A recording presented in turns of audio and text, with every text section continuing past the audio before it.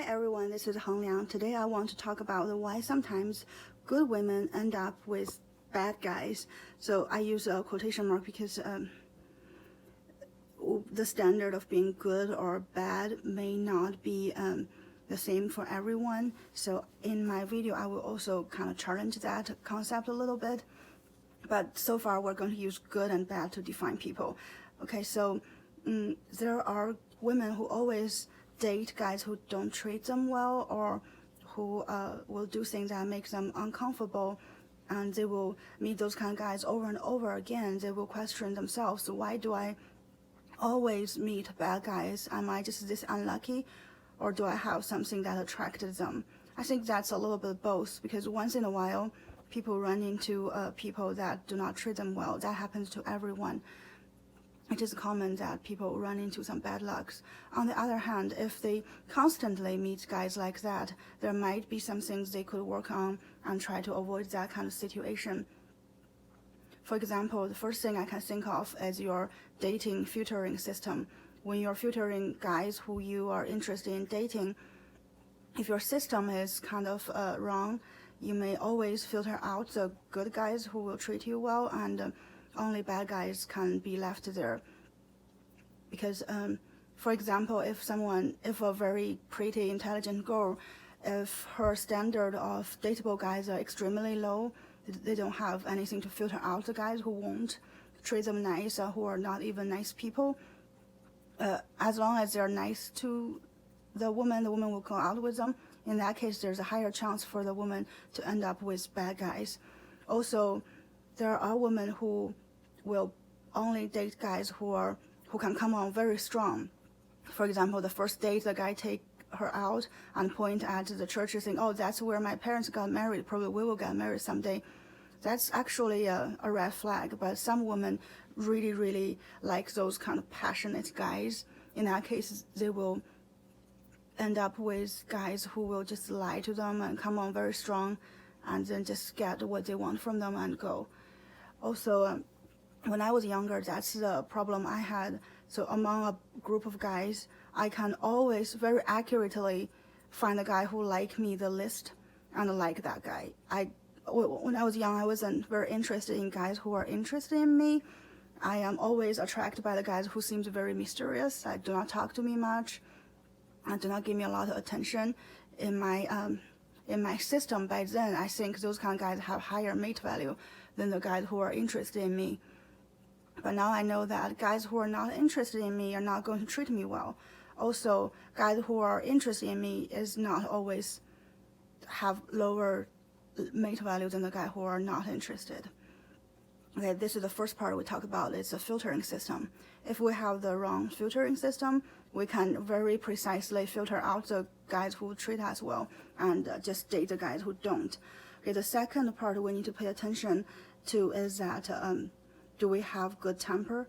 From my years of observation, girls who have bad temper, no matter they're good people or not, no matter they're pretty or not, they will always end up with guys who probably will tolerate their temper but do other bad things they don't like. From my point of view, it's like if you have crazy temper that you cannot equally communicate with people, if people have to constantly feed you with a lot of mood value, and those kind of mood value worth a lot of money, worth a lot. So no nice guys with self-respect will stay with someone with crazy temper for long term. So the people can stay there must want something from you, either your money, or they will like see a lot of women behind your back or whatever.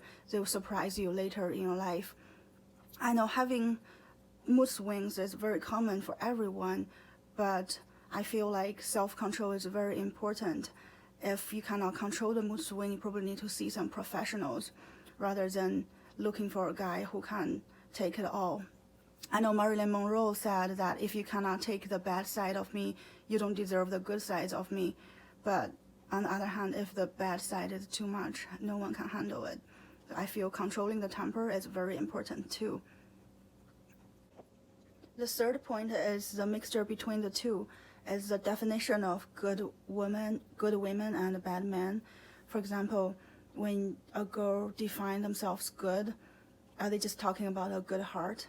So like my second point, that if a person is always angry and say mean things and hurt other people, even if the heart is good, are they actually good? I mean, what they have done, are they actually benefiting other people?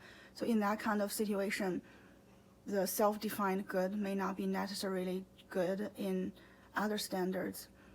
Also the same thing, that when you define someone to be bad, do you mean that they don't put enough money in this relationship?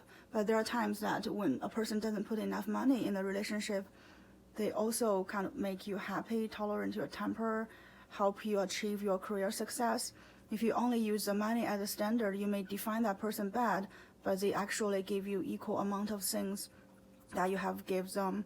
So in that case, good and bad can be interchangeable, and we need to be careful about defining that. Also, if, for example, if a woman have really bad temper, and the man already making the woman happy by saying nice things, comfort the mood, you know how expensive a psychiatrist is, right? So if they're already giving that kind of service, probably in their mind, they have done enough, so they do not have to do a lot of housework, they do not have to spend a lot of money in their relationship, or they do not have to be loyal. So it also depends on who you're asking, whether this relationship is equal or not, or whether one person is good or bad. The fourth point is that the dating pool may be limited. There are girls who are stuck in a very narrow environment, that what they can choose from is like three guys, bad, worse, and horrible. In that case, I think we can either choose not to date by now, or if dating is very important and we're in an urgent rush to have a family or have kids, then we need to tough it up and leave that environment and find an environment that you have enough pools to choose from. Also, when I'm talking about why good women stuck with bad men, those women and men can be interchangeable. We can also switch the topic to why good men end up with bad women. If a man have a messed up filtering system, he may end up always dating women that make him not comfortable or not his ideal mate. So that's the end of my thoughts for today. I hope you have a good day. Bye.